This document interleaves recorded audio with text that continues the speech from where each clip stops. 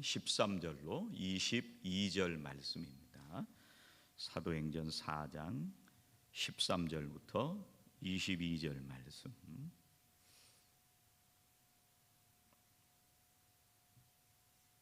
함께 봉독하시겠습니다.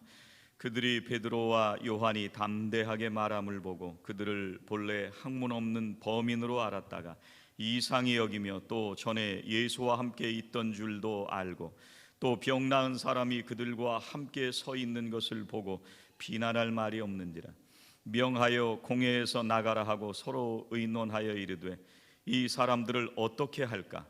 그들로 말미암아 유명한 표적 나타난 것이 예루살렘에 사는 모든 사람에게 알려졌으니 우리도 부인할 수 없는지라.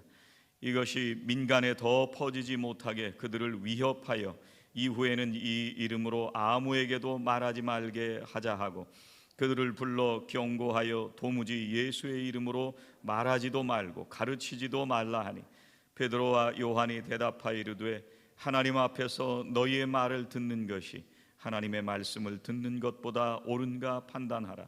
우리는 보고 들은 것을 말하지 아니할 수 없다 하니 관리들이 백성들 때문에 그들을 어떻게 처벌할지 방법을 찾지 못하고 다시 위협하여 놓아주었으니 이는 모든 사람이 그 된 일을 보고 하나님께 영광을 돌림이라.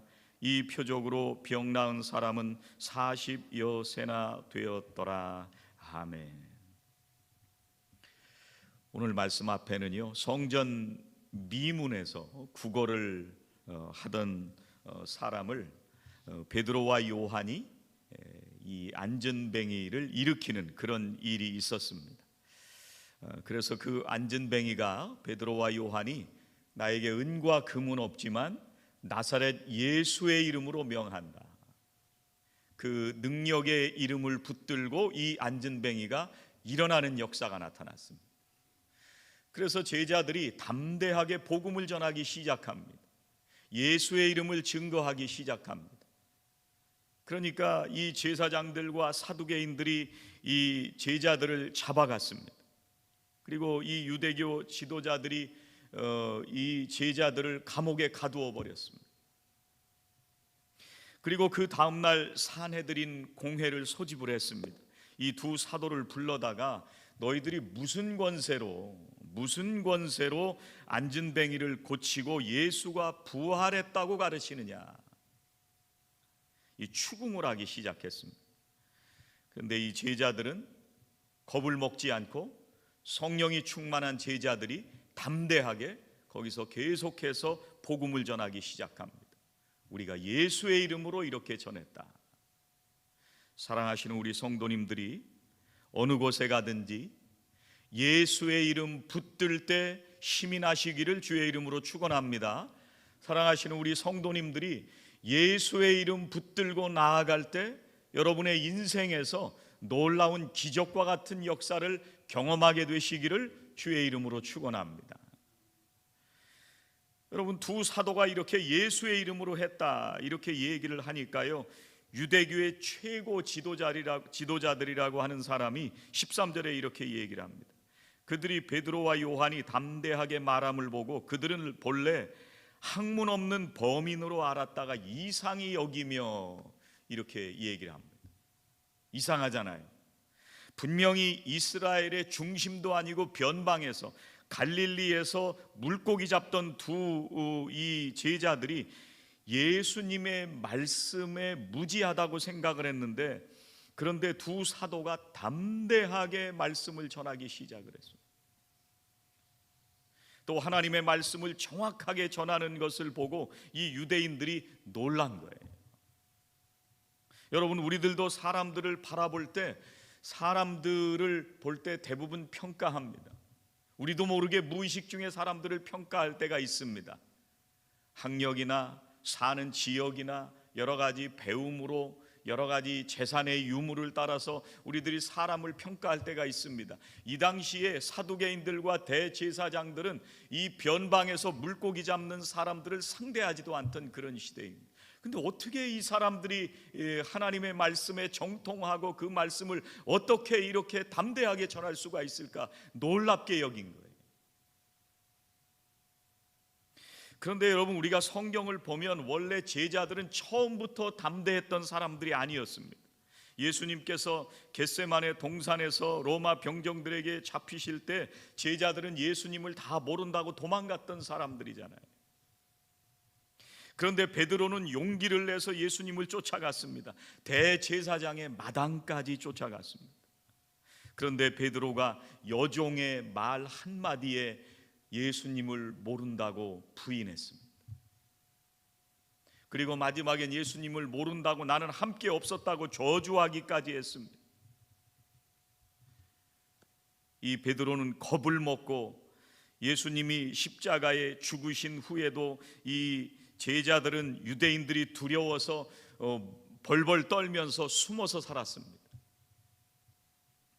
그런데 어떻게 이 제자들이 오늘 말씀에 담대하게 복음을 전할 수 있었을까? 오늘 19절에 우리들에게 놀라운 말씀을 해주십니다. 19절에 이렇게 말씀하십니다. 베드로와 요한이 대답하여 이르되 하나님 앞에서 너희의 말을 듣는 것이 하나님의 말씀을 듣는 것보다 옳은가 판단하라. 누구 앞에서요? 누구 앞에서요? 성경 구절이 띄어져 있는데 같이 한번 읽어보시겠습니다. 시작. 베드로와 요한이 대답하여 이르되 하나님 앞에서. 하나님 앞에서. 이 말씀이 중요한 거예요. 하나님 앞에서라고 하는 말은요, 그 원래의 의미가 무슨 의미가 있느냐면 하나님의 시각으로 볼 때 그런 말입니다. 그리고 이 의미는 또 무슨 의미냐면 주님의 눈으로 볼 때 그런 말입니다. 그리고 이 의미를 NIV에선 뭐라고 번역을 했느냐면 In the presence of God, 하나님의 임재 앞에서예요. 왜 제자들이 지금 복음을 전하면 죽을 걸 뻔히 알면서도 나가서 복음을 전할 수 있었느냐? 하나님의 시각으로 봤기 때문에 그런 거예요. 어떻게 제자들이 죽음을 두려워하지 않고 복음을 전하면서 예수 그리스도의 이름을 증거하고 주님이 부활하셨다고 전할 수가 있었냐면 주님의 눈으로 세상을 보고 있었기 때문에 그래요. 그리고 어떻게 이 제자들이 담대할 수 있었느냐 하면 범인으로 알았었는데 이 사람들이 이상하게 담대하단 말이에요. 왜 그럴 수 있었느냐 하면 하나님의 임재 앞에 살고 있었기 때문에 그렇다는 거예요. 여러분, 하나님의 임재라는 말을 우리가 예배를 시작할 때도 우리가 하나님 이곳에 임재하시옵소서, 임재하신 하나님을 예배합니다. 임재하신 하나님을 경배합니다. 우리가 늘 일상을 살아가면서도 하나님의 임재 앞에 우리가 살아갑니다. 말을 하는데 우리가 실제 생활에서 하나님의 임재를 경험하고 있느냐는 또 다른 문제입니다. 우리가 예배에 나와서 하나님의 임재 앞에 우리가 지금 이곳에 계신 하나님을 예배하고 있는데 그 하나님의 임재를 내가 진짜 경험하고 진짜 믿고 있느냐는 또 다른 문제입니다. In the presence of God, 이걸 경험하고 있느냐는 거예요. 제자들이 그걸 알고 있었다는 거예요. 어떻게 하면 이 임재를 경험하게 될까요? 이 차이 때문에 제자들은 담대하게 복음을 전할 수가 있었습니다. 여러분, 제자들은 지금 박해를 당하고 있습니다. 죽을지도 모르는 상황입니다. 그런데도 계속해서 복음을 전하게 된 것은 하나님의 시각으로 세상을 보고 주님의 눈으로 보고 있기 때문에 그렇습니다.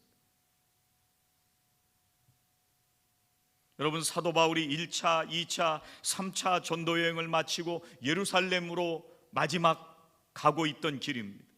그런데 가는 곳마다 믿는 형제들이 예루살렘으로 가지 말라고 극구 말립니다. 예루살렘에 가면 박해가 있을 것이다. 네가 감옥에 가고 죽게 될 것이다. 그런데 사도 바울은 죽음 앞에서도 담대하게 예루살렘으로 갑니다. 사도 바울이 이제 예루살렘으로 3차 전도 여행을 마치고 마지막 가는 길에 밀레도라는 곳에 들렸습니다. 에베소 교회의 지역의 장로들을 불러서 거기서 권면을 하면서 이 예루살렘에 가면 무슨 일을 당할지 모르니까 제발 가지 마십시오. 가이사랴에 도착하니까 거기서 믿는 형제 자매들이 바울을 끝까지 예루살렘으로 가지 말라고 권면을 합니다. 거기 가면 죽을 수도 있습니다. 그런데 사도 바울은 주님의 임재하심을 경험하면서 지금까지 하나님이 이 복음의 역사 가운데 어떻게 역사하셨는지를 분명히 간증하고 그 하나님의 임재를 믿으면서 예루살렘을 향해서 끝까지 갔습니다. 여러분, 사도 바울이 예루살렘에 가자마자 붙잡혔습니다. 그래서 공회에서 이 사람들에게, 유대인들에게 폭력을 당하고 매질을 당하고 돌로 맞으면서 폭행을 당했습니다. 그런데 그날 밤에 주님께서 바울 곁에 서서 담대하라 말씀하셨어요. 사도 바울이 이걸 경험한 거예요.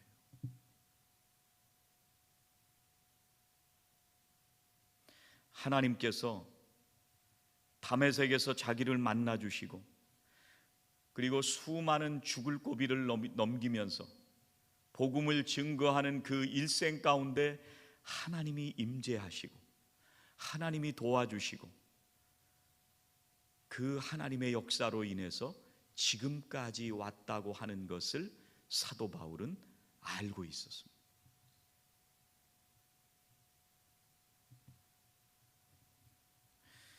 여러분, 세상 사람들도 확신을 가지고 담대하게 얘기하는 사람들 만나실 때가 있습니다. 어떤 사람들 만나실 때가 있어요? 인생은 돈이 최고야. 돈만 있으면 뭐든지 할 수 있어. 내가 도와줄게. 돈으로 다 해결해 줄게. 걱정하지 마. 실제로 돈의 파워는 막강합니다. 그리고 그런 도움을 받으면서 우리는 살기도 합니다. 또 어떤 사람들은 세상의 권세를 갖고 걱정하지 마. 내가 내 문제를 해결해 줄 테니까 나만 믿어. 내가 너 감옥에 가도 내가 너 꺼내줄게. 권세 가진 사람들은 이렇게 담대하게 얘기할 때도 있습니다.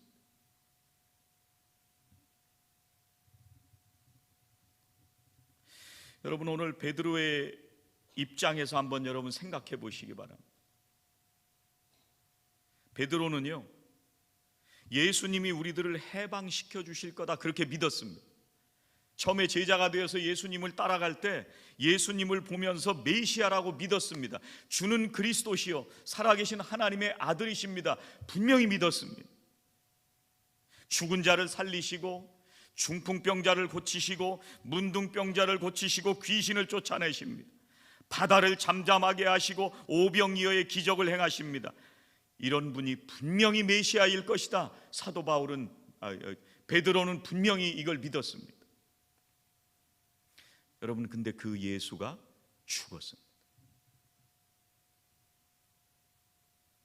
여러분, 지금 우리는 성경을 보고 있기 때문에 베드로가 믿음이 없었구나 이렇게 생각을 합니다. 우리도 성경을 보면서 베드로가 왜 3번이나 모른다고 예수님을 부인할까 이렇게 쉽게 얘기할 수 있지만 막상 베드로와 같은 믿음을 가지고 예수님을 쫓다가 예수님이 채찍에 맞고 조롱을 당하고 십자가에 죽으시는 것을 봤다면 어쩌면 우리도 베드로같이 예수님을 3번 모른다고 부인했을 수도 있습니다. 여러분, 베드로 입장에서 생각을 하면 얼마나 허무했겠습니까? 갈릴리 변방에서 물고기나 잡다가 정말 우리가 인생 가운데 경험해 보지 못한 놀라운 하나님의 역사를 보면서 죽은 자를 살리시기도 하는 예수의 모습을 보면서 베드로는 정말 놀라운 메시아라고 생각하고 추종하고 따라갔을 거예요. 인생의 모든 걸 다 걸고 따라갔습니다. 자기의 생업도 포기하고 따라갔습니다. 그런데 그 메시아가 죽었습니다. 힘없이 죽었어. 이 베드로의 실망은요, 보통 실망이 아닙니다. 인생이 무너지는 실망입니다.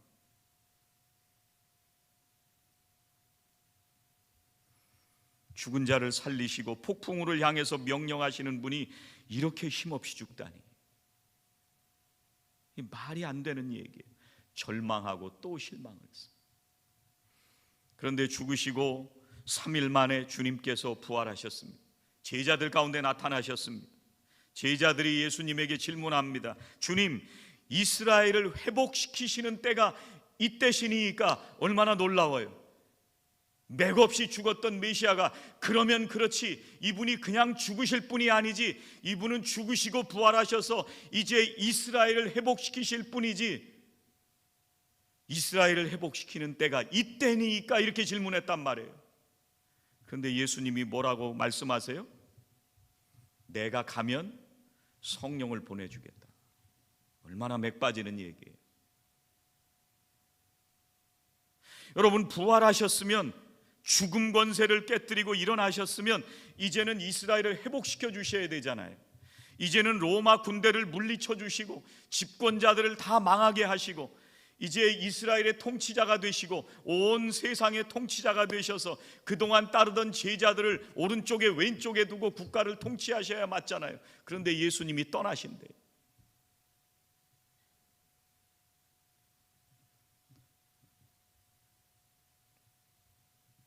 여러분, 믿음이 뭘까요? 믿음이라는 게 뭘까요?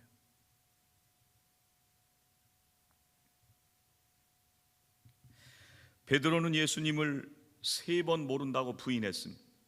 죽어도 나는 예수님을 따라가겠습니다. 그런 베드로가 3번 부인합니다. 우리는 이렇게 약한 존재입니다.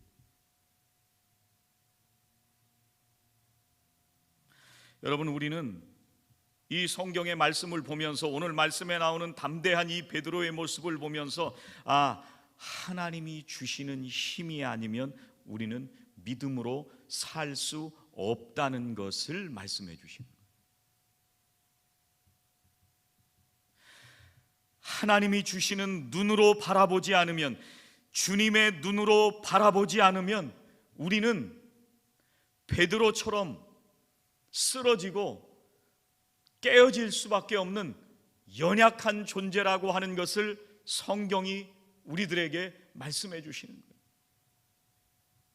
지금 내가 살아가는 하루하루 가운데에서 주님의 임재, in the presence of God, 주님의 임재를 모르면 우리는 언제든지 베드로와 같이 무너질 수 있다는 거예요.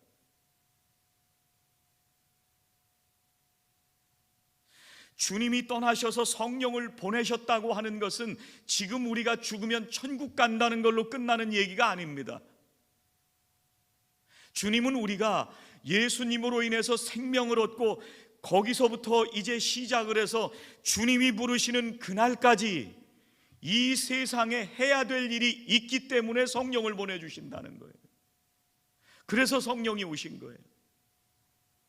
그러면 우리가 매일매일 성령의 인도하심을 따라서 살지 않으면 우리는 하나님의 임재하심을 모른다는 얘기예요.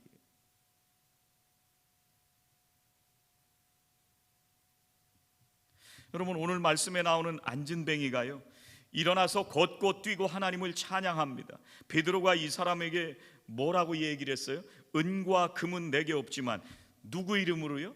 나사렛 예수의 이름으로 일어나 걸어라. 내가 한 게 아니라는 거예요. 여러분, 베드로보다 믿음이 좋으실 수 있다고 생각하세요? 모든 삶을 포기하고 예수님을 따라갔던 베드로입니다. 우리가 잘 아는 가장 유명한 신앙 고백을 했던 분입니다. 정말 믿음으로 예수님을 따랐던 사람인데 예수님을 3번 모른다고 부인했던 베드로인데, 그 베드로가 이제는 누구의 이름으로 살아요? 나사렛 예수의 이름으로. 이게 믿음입니다.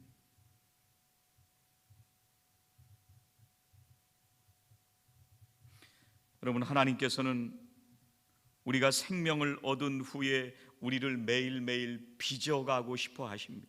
우리를 연단하시고 끊임없이 사랑으로 하나님에게 응답하게 하시고 하나님의 사람으로 매일매일 우리를 거듭나게 하십니다. 그 과정에서 우리에게 고난을 허락하시고 어떤 때는 폭풍우를 지나가게 하시기도 합니다.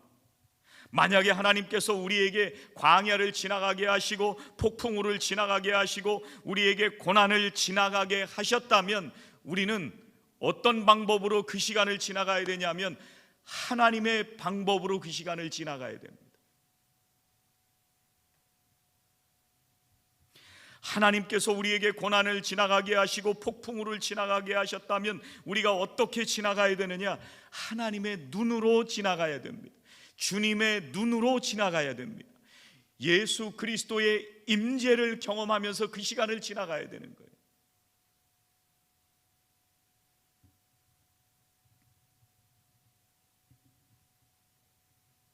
여러분, 유대인들과 사두개인들이 이 제자들을 보면서 깜짝 놀랐습니다. 평상시에는 별 볼 일 없는 사람인 것 같았는데 두 번째 놀란 건 왜 놀랐냐면 14절에 이렇게 말씀하세요.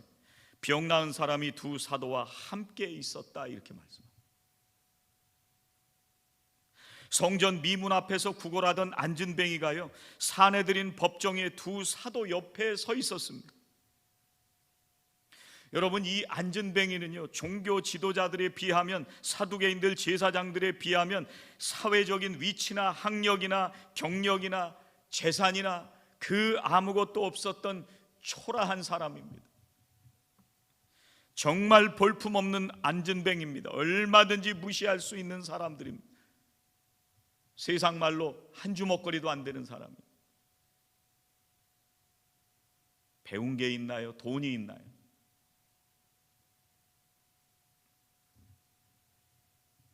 여러분, 우리가 세상에 살아가면서 사람 말은 당장 두려울 때가 있습니다. 사람의 말은 영향력이 있기 때문에 그 앞에서 아무 말도 못할 때도 있습니다.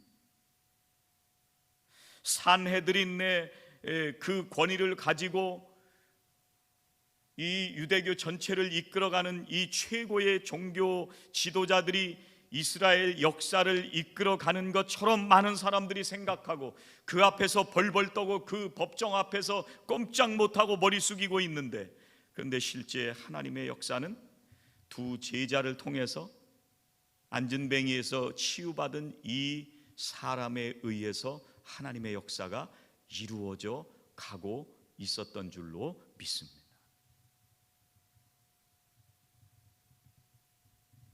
여러분, 우리는 하나님의 역사를 보지 않고 내 생각으로 살 때가 많습니다.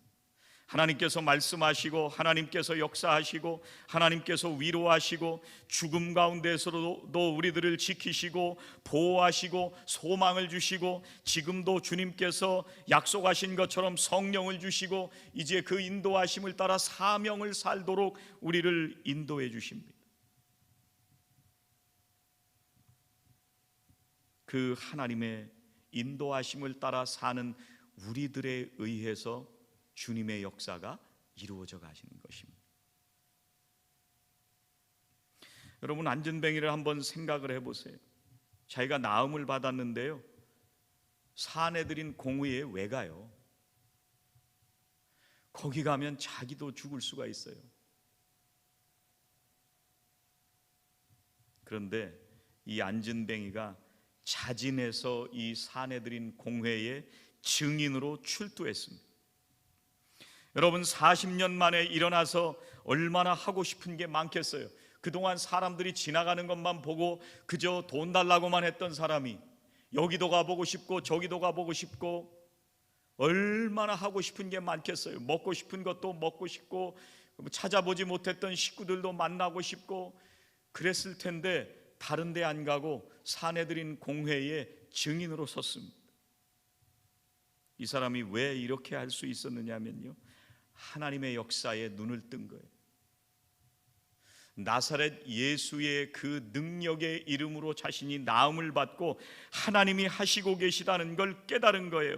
하나님이 임재하셔서 내 인생을 인도하신다는 것을 깨닫고 이제는 도망가지 않고 간증하는 자리에 간 거예요.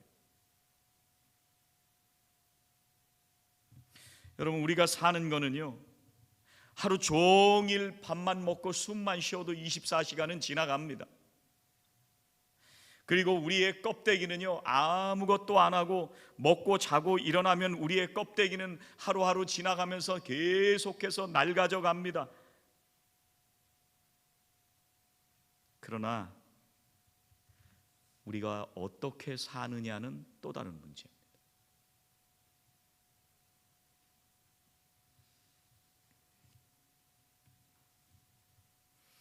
22절에 이렇게 말씀합니다. 이 표적으로 병 나은 사람은 40여 세나 되었더라.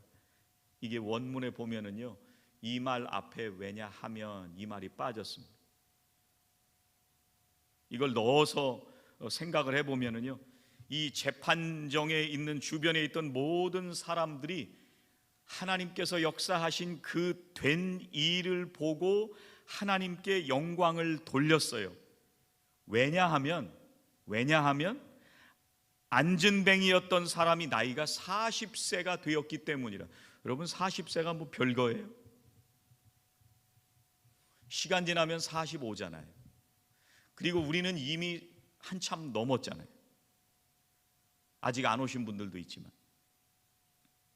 40세가 된 게 뭐 대단하다고 거기다가 사람들이 다 된 일을 보고 하나님께 영광을 올렸는데, 왜 영광을 올렸냐면 이 사람이 40이 넘었기 때문에 하나님이 하신 그 된 일을 보고 영광을 올린 거예요. 왜 그래요?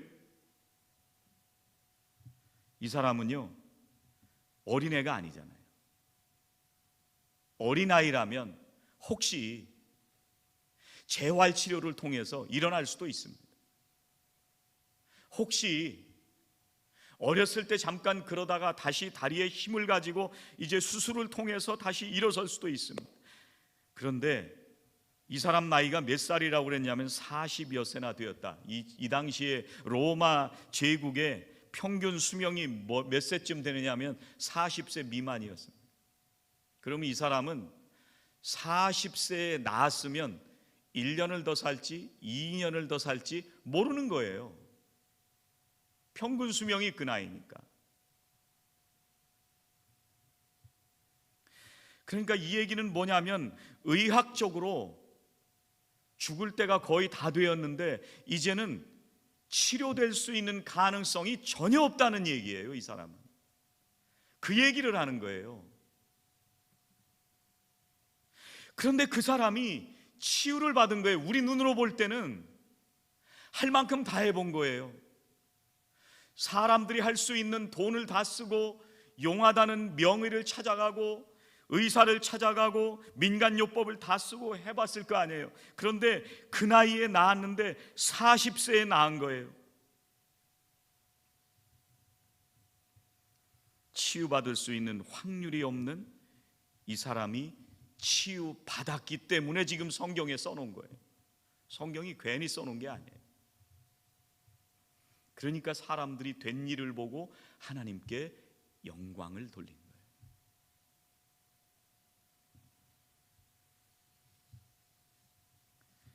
여러분, 이 사람은 세상의 모든 사람이 불가능하다고 하는 그때 주님이 임재하심을 경험하고 치유를 경험하고 주님의 눈으로 눈을 뜨고 세상을 살기 시작했습니다. 하나님의 임재 앞에서 지금 살기 시작했습니다. 그래서 이 사람이 법정에 갈 수 있었던 거예요.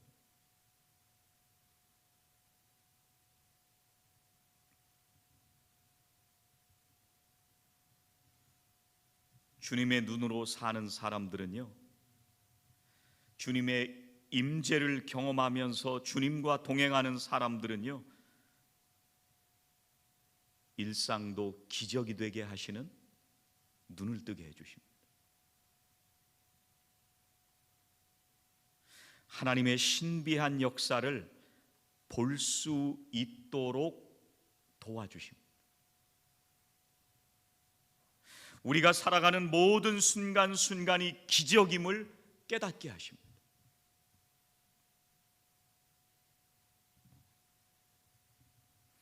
저는 우리들 모두가 이런 경험을 하게 되시기를 소망합니다. 우리가 가지고 살아가는 치료되지 않는 상처들, 세상에 우리가 살아가면서 겪게 되는 수많은 고통과 아픔들, 나사렛 예수 그리스도의 이름으로 치유되는 역사를 경험하시기를 주의 이름으로 축원합니다. 세상 사람들이 볼 때는 불가능하다고 생각하는, 세상 사람들의 계산으로는 도저히 일어날 수 없다고 생각하는, 세상 사람들이 볼 때는 도저히 회복될 수 없다고 생각하는 이 놀라운 일들이 누구의 이름으로요? 나사렛 예수의 이름으로 일어나고, In the presence of God, 하나님의 임재 속에 살아가는 사람들은 일상이 기적이 된다니까요.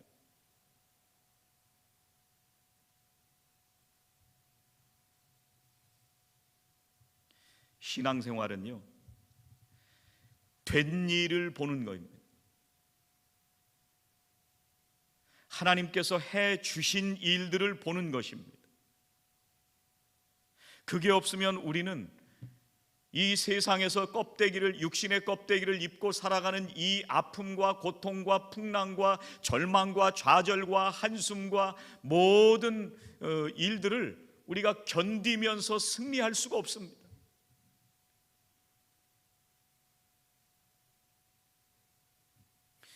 하나님의 역사를 보지 못하면,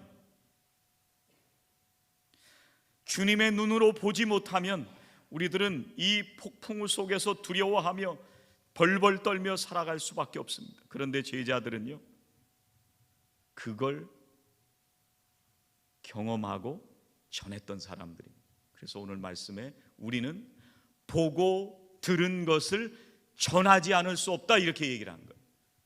제자들은 보고 들은 거예요. 그리고 사람들은 불가능한 일을 가능하게 하신 하나님의 역사를, 된 일을 보고 하나님께 영광을 돌린 거예요. 사랑하시는 우리 성도님들이 오늘도 이 눈이 열려지시기를 주의 이름으로 축원합니다. 오늘도 하나님께서 역사하심을 믿으시고 하나님께서 하시는 일들을 바라보시고 하나님께서 우리들에게 예수 그리스도를 통해서 이미 이루신 이 놀라운 일들을 감사하면서,